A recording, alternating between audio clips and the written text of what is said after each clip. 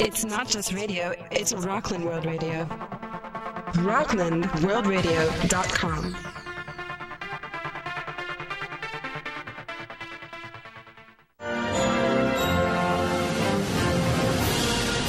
My fellow conservatives, are you tired of being lied to by the liberal media monopoly? Well, fear no more. My great love for America is driving me forward. Turn your radio dial all the way to the right, America, and learn the truth. It's time for Pep Talk with me, Preston Pepper. Are they going to hear that? Are they going to hear that? I tell you, I'm never sure what's going to happen when I sit down behind this microphone to talk to the good people of the United States of America. I've had a hell of a week, and I'm going to tell you all about it. People say I complain a lot. I don't think I complain. I think what I merely do is catalog the sequences of experiences that I have every week. It was a tough one, and I'm going to start right off by saying, look, here we are, it's July 3rd, it's July 4th Eve, so to speak. That would be the day when our great country was born, the United States of America. No country in the world is better. No country has ever been better, and for my money, mister, no country will ever be better, but we've got some troubles, and I might as well tell you, it's going to take a lot of hard work to surmount them. What's ironic about what happened to me this week is that the majority of my problems did not center in the United States, but rather over in Scotland, where I recently received the title of Laird of Dundeel. I always wanted a title, and a lot of people said, Pep, you should have a title. And that begins with old Major Mike, the cricket editor for the Telegraph, and a great British conservative thinker and writer, and a great friend of mine. Mike and I go way back. We've had some good times together. And Mike said to me a number of weeks back that, if I had been born in Britain, I undoubtedly would be wearing a title. The Queen would call me to Windsor and tap me on the shoulders with that ceremonial sword and say, "Rise, Sir Pep," and it seemed like a good idea, especially to Bubbles. Bubbles really was beaming with gratitude when Karl Rove and I fixed the election and got her selected as Mother of the Year over that gay couple of neurosurgeons who had been greenhousing kids from the ghetto. It's a long story, but everybody is pretty happy. And then we go over to Scotland, and we find out that Scotland the Brave is now Scotland the Broke. Can you imagine that? The Scots are broke. I mean, I didn't think it was possible. The Scots are as tight with a penny as anybody I've ever met, but you know what happened? They succumbed to their own homegrown type of liberalism there. They call it laborism. They're the same thing, basically, in a different wrapper. Left-wing governments destroyed Scotland. They left them destitute and broke. And when we got there and took a look at the books, we saw that things were pretty bad. Bubbles was not going to take it being a McAdoo. She has Scottish blood, and she felt she had come back to her ancestral home and had to do something about it. So what does she do? She reached right in her pocket and pulled out the old checkbook that has saved so many worthy causes. Over the years, got her pen in her right hand and started writing. And within a matter of minutes, Scotland was solvent. And the cry rang out from the highlands down to the lowlands. The bells were ringing. Long live Bubbles McAdoo, the uncrowned Queen of Scotland. And that basically set off, it set off a little tempest in a teapot. The royal family down in England was a little concerned that this could bring back the old days when the Scots got a little bit too independent, but we were able to put out that fire. And I was sitting around an Eagle's Claw when the phone rang a couple of days ago, and who was it? You see, the plan we had was to try to get traditional Scottish businesses going again, and one of them is distilling. I had a nice little distillery that was lying derelict on my property at Dundeel. And I decided we were going to get that distillery going again. And I had a great marketing plan. We were going to come out with a product called Glenn Beck.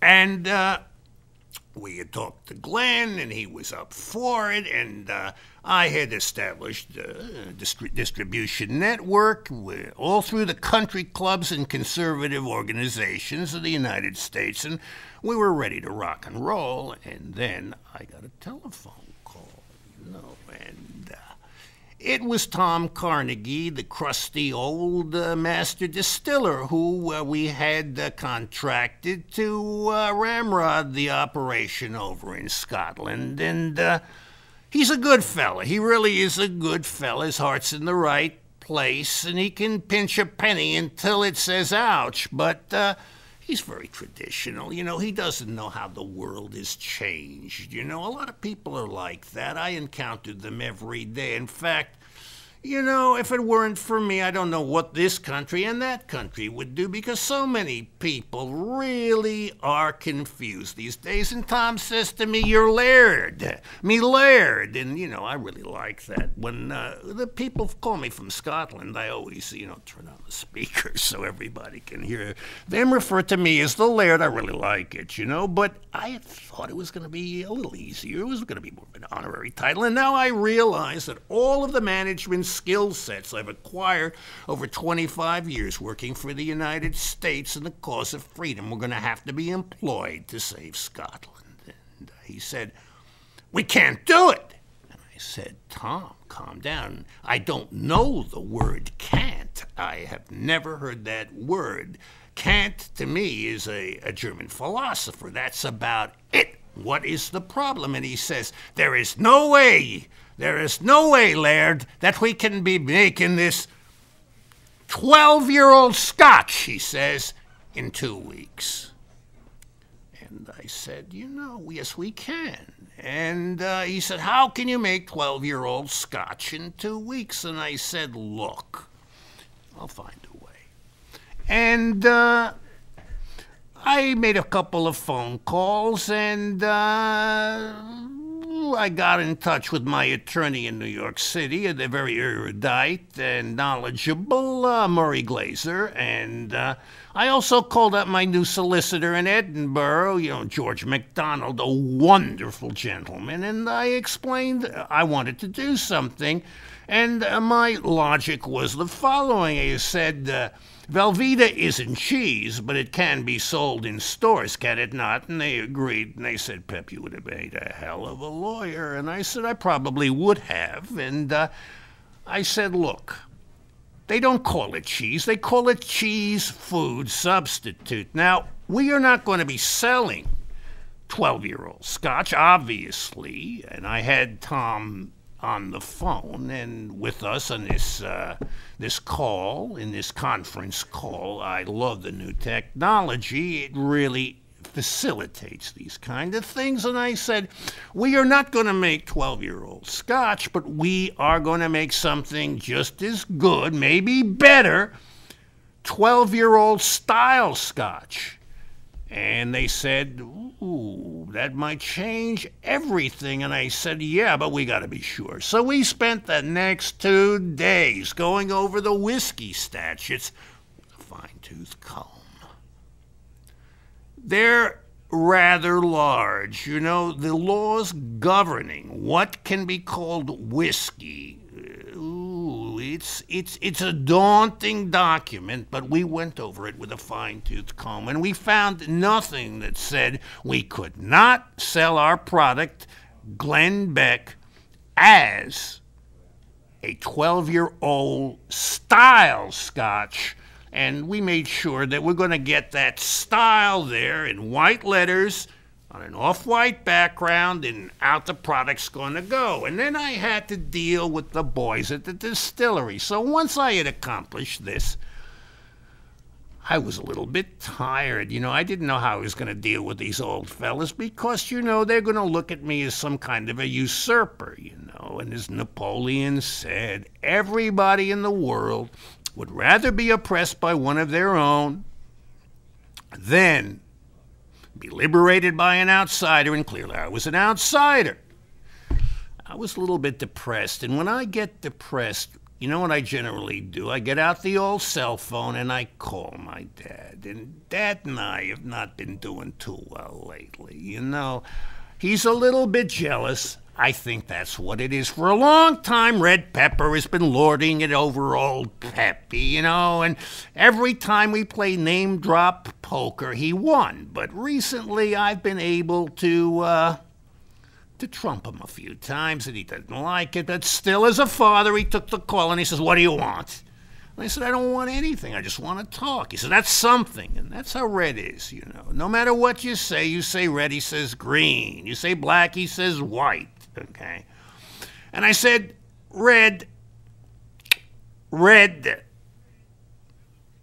I'm having trouble in Scotland. And he said, "Well, a lot of people have trouble in Scotland. What are you going to do about it?" I said, "You know, I had this problem with the distillery. I really want to do something for these people. I wanted to show them that a conservative administration could do away with all the wrong that had been inflicted upon these brave people by successive labor governments." I can't stand labor governments, and I know you can't either, Pop. He says, "What's it to me? And I'm an American. I never have to suffer under the boot heel of the laborers."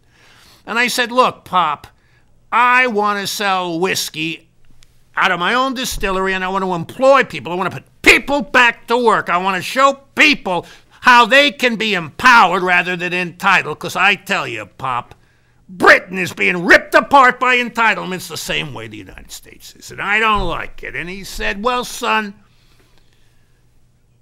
you asked for it. You wanted to be a laird. You wanted a title. You weren't Mr. Preston Pepper. American wasn't good enough for you, so you got Bubbles to buy you this title." I said, "Wait a minute. I didn't make Bubbles buy me that title. I didn't make her buy me that title. I did not coerce the woman I love into buying me any title, Pop."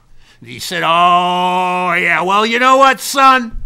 You got two choices right now. You can show the world, you can show the people up in Scotland that you're wearing a kilt, or you can show them that you're wearing a skirt. And that's all I got to say." And he hung up the phone on me. You know, I could have taken that poorly, but you know, thanks to the people I'm working with now in Lust and Logarithms, Dr. Quayle, I know how to deal with these kind of things. You got to take a positive away from anything. And I start thinking, and I go, he's right. I got to show these people up in Scotland that I wear a kilt and not a skirt, and the skirt being Bubbles McAdoo's skirt. I am my own man. I don't care how much money Bubbles McAdoo has, and she's got a lot of money. I mean, obviously the money is something I'm not going to sneeze at. It has its advantages, being consort to the largest fortune on the planet, but I don't take money from Bubbles McAdoo unless I have to cover a shortfall. Well, anyway, I get back on the phone to Scotland and I call up Tom Carnegie again. And you know, I know this kind of a guy. And I said, "Hello there, Mr. Carnegie?" And he says, "Yes, Laird." And I can taste the sarcasm there. And I said, "Look, I want to make a deal with you, sir." I said, "If I can call you Tom, you don't have to call me Laird anymore. We're going to try this the American way. You know, there's a high road and a low road. Let's take the high road, okay? Call me Pep." And there was a pause on the other end of the line, and I said, "Call me Pep." And I said, "I don't want to tell you what to do. You know how to make whiskey. You know we can't make 12-year-old Scotch in 2 weeks. But we can make a damn fine product that's styled like 12-year-old Scotch and packs a hell of a kick. By the way, we sent out a couple of cases to Buckingham Palace to Prince Philip. Do they what, you got any notification? He says, oh, yeah, they came back. They came back? He said, empty, with a request that they be refilled. He said, well, somebody thinks we're making a damn good product, don't they, Tom? He said, well, I guess, Pep, but it just goes against the grain. I said, it goes against the grain, but do you see those happy people working in the distillery now that have been closed down for 10 years because of the labor governments that you people were foolishly coerced or tricked into voting for? I would never trick you people. I play my cards on the table, Tom. Things have changed at Done Deal. You understand? We're no longer about entitlements. We're no longer about giveaways. We're about hard work and decent compensation. I want you to think about that. And I hung up the phone. Well, anyway, I guess my little speech with him, had its desired effect. Production is up and shipments are going out and the people have jobs. And I know somebody was pleased. I got a phone call last night from a good friend of mine, Sean Connery. And Sean Connery is as Scotch as you get. And he said, Pep, you may not have a drop of Scottish blood in your veins, but you got a lot of Scotch in you. And I said, I think so. But I'm not drinking anymore. And he says, that's not the point. You save those people. And I said, you know, I had to do it. I had to step into the breach, Sean. You know, when I originally took this title, I thought it was going to be some kind of honorary thing, you know, and I could just wear this little hat, which I love wearing. I wear it to bed. Bubbles loves it. And I thought that would be it, but I found out it was completely the contrary. However, I'm a man of honor. And when I realized that the people of Scotland were suffering from generations of Labour governments, had no work and no hope, I realized I had to take action. Like Ivanhoe, one of Walter Scott's legendary characters, or like what's his name in Kidnapped, Robert Louis Stevenson. I know my Scottish literature. And action I took.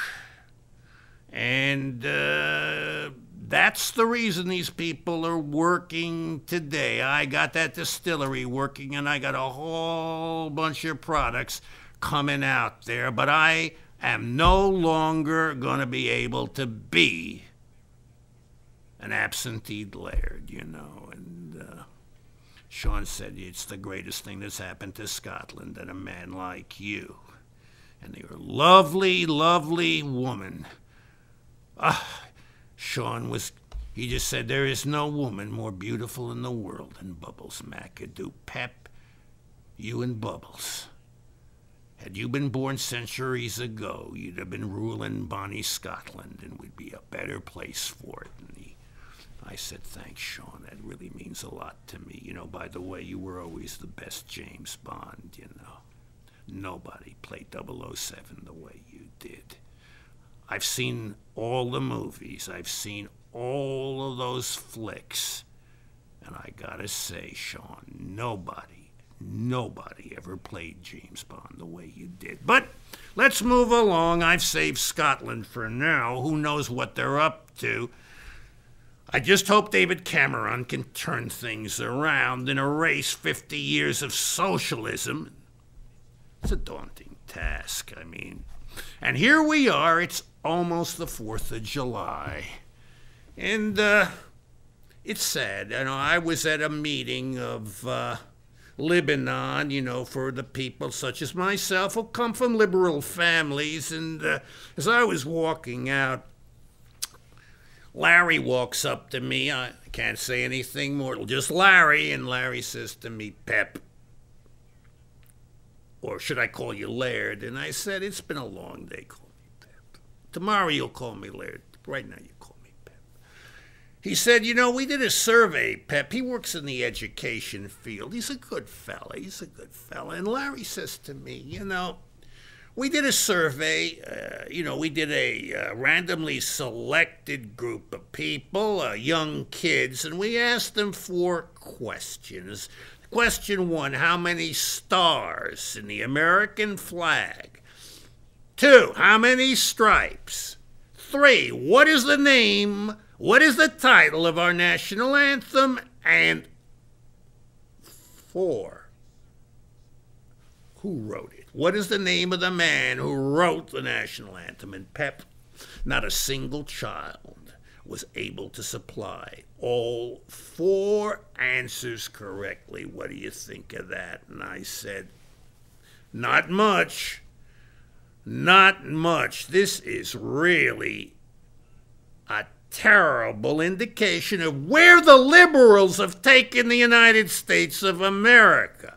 I have spent almost 50 years in the trenches, 50 years in the cultural wars, trying to get the United States of America back on its feet, back to where she once was. But it's a daunting task, Larry, and I'm not being well served by the people who duplicitously bill themselves falsely as educators.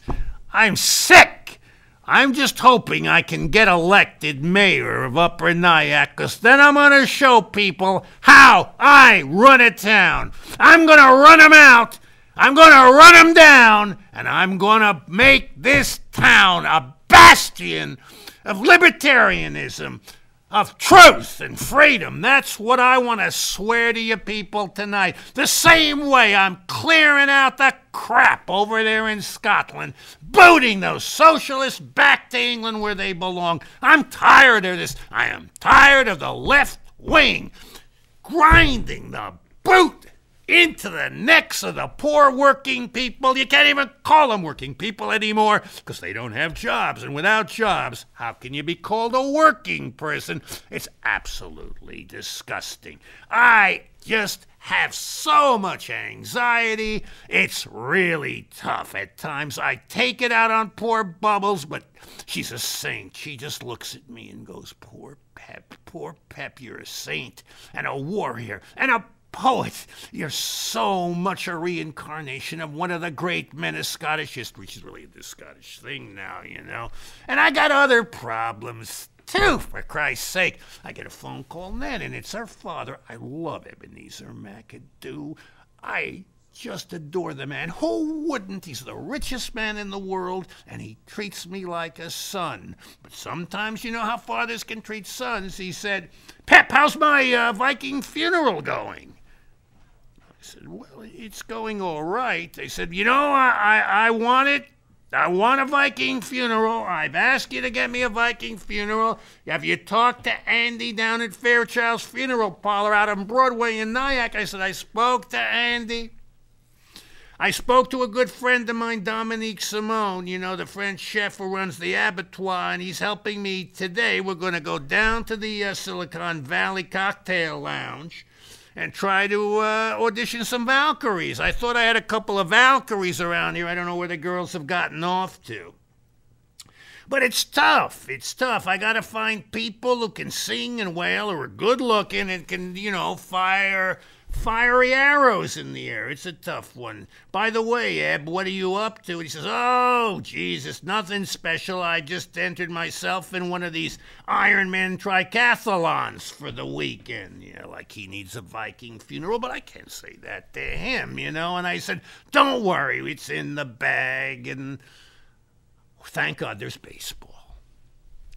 Thank God there's baseball, because the 4th of July, with all these shenanigans and these explosions and these volatile personalities, and, you know, you would like to think that the 4th of July was like Christmas. It was a season where everybody, conservatives, libertarians, neo-Nazis, even liberals, all could embrace each other and rejoice in their and take common cause in the fact they're all Americans, they're all citizens of this great land of ours, but it isn't the case. But there is baseball, and, I grew up playing baseball, and I was coached by one of the greatest hurlers in the history of the Negro Leagues, Bingo Johnson. I had a great spitball. And I got to college level. Bingo taught me to pitch, and I won a scholarship to John Wilkes Booth because my father wasn't going to pay for my education. He didn't want to spoil me. Red never thought much of education, didn't have much, and didn't feel he needed much.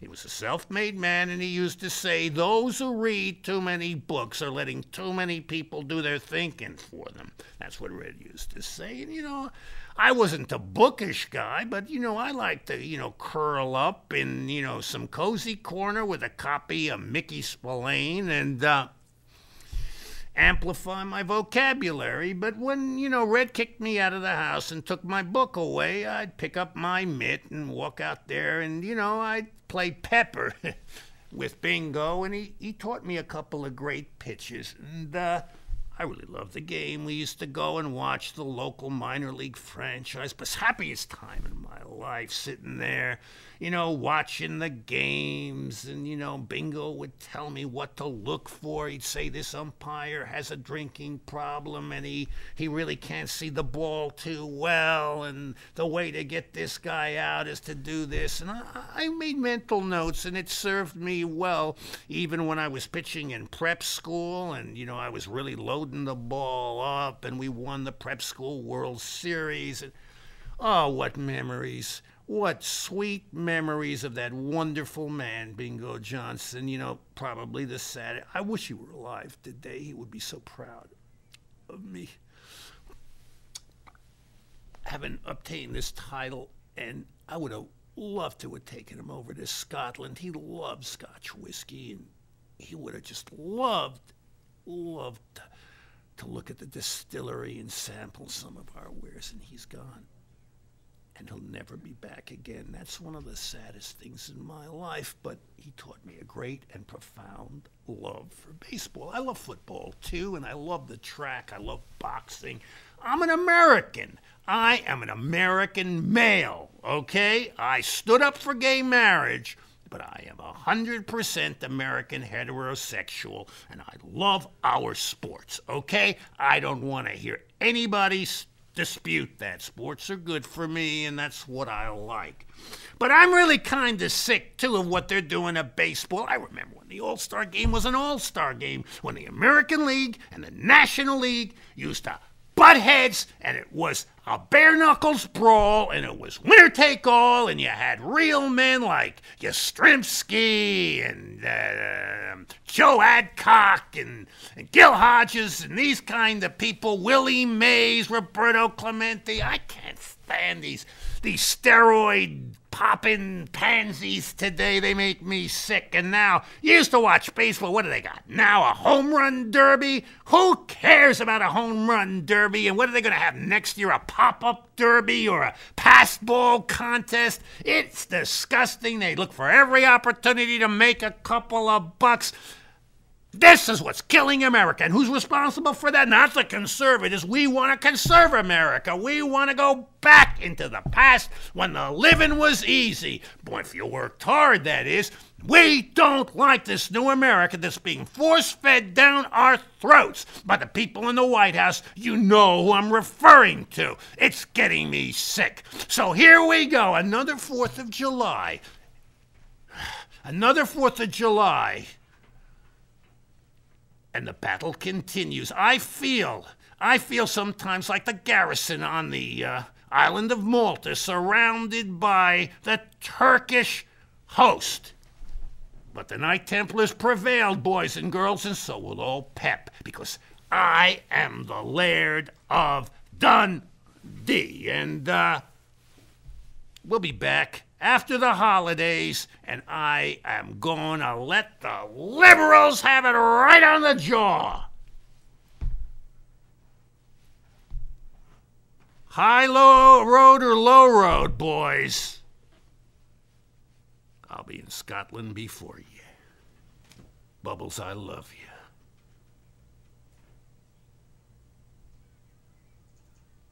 Can you get me out of here, Rich?